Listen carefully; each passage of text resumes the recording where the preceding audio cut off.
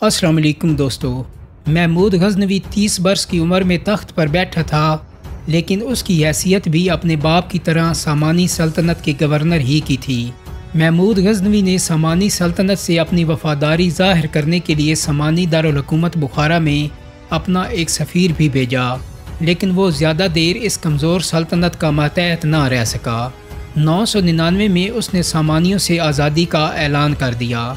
हो सकता था कि सामानी उसकी बगावत को कुचलने के लिए एक लश्कर भेज दे, लेकिन सुल्तान महमूद गज़नवी को फ़ायदा ये हुआ कि सेंट्रल एशिया का एक ताकतवर हुक्मरान ऐलिक ख़ान बुखारा पर चढ़ दौड़ा। उसने सामानी सल्तनत को सफ़ाई हस्ती से हमेशा के लिए मिटा दिया। महमूद गज़नवी ने ऐलिक ख़ान की बेटी से शादी करके उसे अपना इत्तेहादी बना लिया। अब वो अपनी सल्तनत गज़नी सल्तनत का पहला बाज़ाब्ता सुल्तान था और हमसाये में एक ताकतवर सल्तनत के साथ वो इत्तेहाद कायम कर चुका था। अब उसकी किस्मत का सितारा अरूज पर पहुंचने वाला था, लेकिन इस खुशकिस्मत सुल्तान को अपना चेहरा कुछ ज़्यादा पसंद नहीं था। उसके चेहरे पर चीचक के गहरे निशानात थे। सुल्तान बनने के बाद एक बार उसने आईने में अपनी सूरत देखी तो उदास हो गया। वो अपने वज़ीर से कहने लगा, कहा जाता है बादशाहों की सूरत देखने से नज़र तेज़ होती है, लेकिन मेरी तो सूरत ऐसी है कि देखने वालों को तकलीफ़ ही पहुंचती होगी। वज़ीर ने कहा, आप ये सोचें कि आपकी सूरत कम लोगों ने देखी है, ज़्यादा लोग आपको खूबियों की वजह से पहचानते हैं, तो आप सूरत से ज़्यादा अपनी खूबियों पर तवज्जो दिया कीजिए। तो उसने यही किया। वो अपनी सूरत को भूल गया और अपनी सल्तनत को बढ़ाने के लिए नए नए मंसूबे बनाने लगा। जयपाल की शिकस्त के बाद जयपाल के बेटे आनंदपाल और फिर नवासे जयपाल सानी ने भी कई दफ़ा महमूद गज़नवी से जंगें लड़ी, लेकिन हर बार शिकस्त ही उनका मुकद्दर ठहरी। इनमें सबसे बड़ी जंग एक बार फिर पेशावर ही के करीब हुई थी। 1008 में आनंदपाल ने तमाम हिंदुस्तानी रियासतों को मुतहद करके महमूद गज़नवी से जंग शुरू की। इस फ़ौज के लिए बहुत सा माल और दौलत भी चाहिए था, सो इसलिए भी बहुत जतन किए गए। यहाँ तक कि हिंदू औरतों ने अपने जेवर पिघला कर फ़ौज को सोना और चांदी भी भेजी।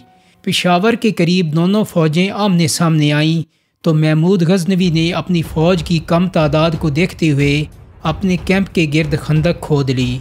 40 रोज़ तक दोनों फ़ौजें आमने सामने दू बदू खड़ी रहीं। तीर चला ना तलवार, नेज़े उछले और ना खून बहा। कोई लड़ाई नहीं हुई, लेकिन 41 रोज़ गज़नवी फ़ौज के 6000 तीरंदाज़ों ने हिंदुस्तानी फ़ौज पर तीरों की बारिश कर दी, लेकिन इस पहले हमले का बहुत सख्त जवाब मिला। पहले तो हिंदुस्तानी फ़ौज ने तीरंदाज़ों को पीछे हटने पर मजबूर कर दिया और फिर उन्होंने खंदक पार की और गज़नवी फ़ौज पर टूट पड़े। अब हिंदुस्तानी फ़ौज का पलड़ा भारी हो गया था। हो सकता था वो ये जंग जीत जाते, मगर फिर एक हादसे ने जंग का पांसा बल्कि हिंदुस्तान का पांसा पलट दिया। राजा आनंदपाल जिस हाथी पर सवार था, वो तीरों की बारिश और कान फाड़ देने वाले शोरो घोल से खौफजदा होकर बेकाबू हुआ और फिर जिधर मुंह उठा उधर भाग खड़ा हुआ। राजा के हाथी को मैदान छोड़ते देखकर हिंदुस्तानी फ़ौज में भी भगदड़ मच गई।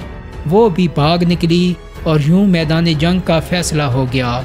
महमूद गज़नवी ने पेशावर का ये मैदान भी मार लिया था। इस तारीखी फ़तह के बाद महमूद गज़नवी ने हिंदुओं के मुक़द्दस शहरों नगरकोट, थानसीर और दूसरे शहरों पर हल्ला बोला। उसने मंदिरों से सोने चांदी के बुत और हीरे जवाहरात जमा करके गज़नी भेज दिए। थानसीर में तो 2 लाख अफराद को गुलाम भी बनाया गया। इसी तरह कनूज में भी 20 रोज़ तक तबाही और बर्बादी का खेल जारी रहा। कहते हैं कि गज़नी में एक बार सुल्तान ने पंजाब से लाए गए सोने के तख्त, कीमती पत्थर और जेवरात अवाम के सामने पेश किए तो देखने वालों के चेहरों पर हैरतों के समंदर थे।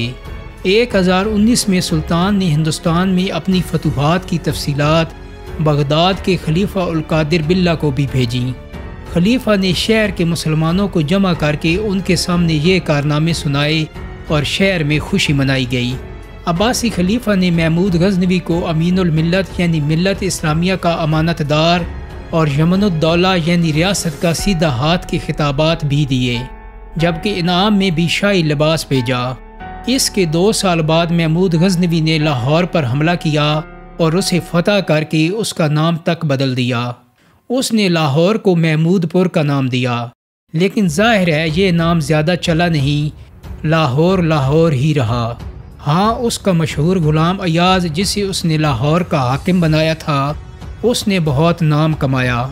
ایاز کی قبر لاہور کے علاقے رنگ محل میں موجود ہے۔ یہ وہی ایاز ہے جس نے شہر میں ایک قلعہ اور شہر کی دیوار تعمیر کی تھی، لیکن یاد رہے کہ یہ قلعہ اور دیوار وہ نہیں جو آج موجود ہیں۔ سلطان محمود غزنوی کے غلام ایاز کا لاہور میں وہی دور تھا جب حضرت داتا کے نام سے لازوال عزت پانے والے صوفی بزرگ حضرت داتا گنج بخش علی حجویری افغانستان سے لاہور تشریف لائے تھے۔ لیکن ان سب سے اہم اور یادگار واقعہ وہ ہے جس کے لیے سلطان محمود غزنوی کو تاریخ نے یاد رکھا ہے، اور وہ واقعہ تھا سومناتھ مندر پر حملہ کا واقعہ۔ اس وقت کے بھارت کا علاقہ کاٹھیاوار گجرات کی سیلی پٹی کے پاس کہیں وہ مشہور زمانہ سومناتھ کا مندر تھا، جس پر 1024 میں سلطان محمود غزنوی نے حملہ کیا تھا۔ سلطان غزنی سے نکلا اور اجمیر کو اجاڑتا ہوا آگے بڑھا۔ راستے کے تمام قابل ذکر قلعوں کو فتح کرتا وہ 2 سال میں سومناتھ کے دروازوں کے سامنے تھا۔ مندر کے دروازے سندل کی لکڑی کے بنے ہوئے تھے اور ان کی شہرت بھی مندر ہی کی طرح پھیلی ہوئی تھی۔ سومناتھ ہندوؤں کا بہت مقدس مندر تھا۔ اس کی محافظ راجپوت فوج تھی۔ اس فوج نے سلطان کے حملوں کا 3 دن تک ڈٹ کر مقابلہ کیا اور سلطان کو مندر میں داخل ہونے سے روکے رکھا۔ سلطان محمود غزنوی کو شاید اتنے مضبوط دفاع کی توقع نہیں تھی، اس لیے جب اس نے فتح کی کوئی صورت نہ دیکھی تو گھوڑے سے اتر گیا۔ سید محمد لطیف لکھتے ہیں کہ اس نے لشکر کے سامنے خدا کو سجدہ کیا، اللہ سے مدد کے لیے دعا مانگی اور دوبارہ گھوڑے پر سوار ہو گیا۔ اس نے اپنے جرنیل ابو الحسن کا ہاتھ تھاما اور ایسا نعرہ بلند کیا کہ ساری فوج میں جوش کی ایک لہر دوڑ پڑی اور وہ قلعے پر ٹوٹ پڑے۔ اس حملے میں 5000 راجپوت سپاہی مارے گئے، جو بچے وہ کشتیوں میں سمندر کے راستے فرار ہو گئے۔ سومناتھ کا تاریخی شہر اور مندر محمود غزنوی کے سامنے کھلا پڑا تھا۔ تاریخ فرشتہ میں اس سے متعلق ایک اور واقعہ بھی لکھا ہوا ہے کہ محمود غزنوی نے ایران کے صوفی بزرگ سلطان محمد شیخ ابو الحسن خرقانی کی چادر کو ہاتھ میں لے کر فتح کی دعا کی تھی۔ بہرحال جب سلطان سومناتھ کے مندر میں داخل ہوا تو اس کے سامنے ایک 9 فٹ اونچا مجسمہ نصب تھا۔ سلطان نے گرز کی ضرب سے اس کی ناک توڑ دی۔ اس کے بعد اس نے حکم دیا کہ بت کے 2 ٹکڑے غزنی روانہ کیے جائیں، ایک کو جامع مسجد کی دہلیز پر پھینک دیا جائے اور دوسرے کو اس کے محل کے صدر دروازے پر رکھ دیا جائے۔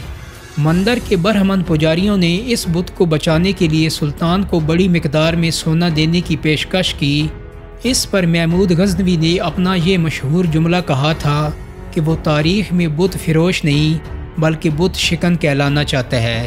چنانچہ اس کے حکم پر بت کو توڑ دیا گیا۔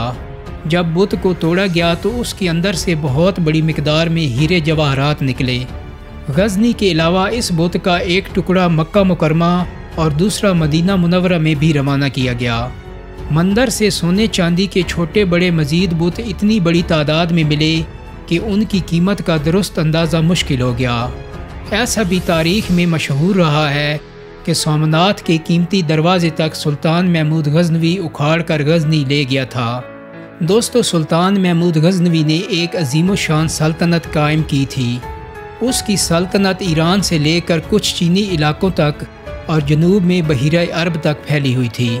صرف سلطنت ہی نہیں پھیلی تھی بلکہ اس کے پاس خزانوں کے بھی انبار لگ چکے تھے، لیکن اب یہ خزانوں کے انبار اس سے جدا ہونے والے تھے۔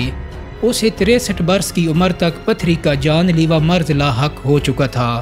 29 اپریل 1030 کو 63 برس کی عمر میں محمود غزنوی انتقال کر گیا اور اس کو افغانستان کے شہر غزنی میں سپرد خاک کر دیا گیا۔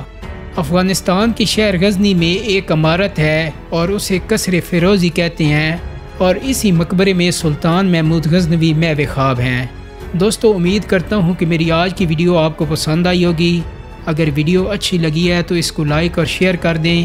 میرے چینل کو سبسکرائب کرنے کے ساتھ ساتھ بیل آئیکن کو بھی کلک کر دیں تاکہ آپ کو میری آنے والی مزید ویڈیوز کے نوٹیفیکیشن ملتے رہیں۔ بہت جلد ہی ایک نئی ویڈیو کے ساتھ ملاقات ہوگی۔ اپنا بہت سارا خیال رکھیے گا۔ اللہ حافظ۔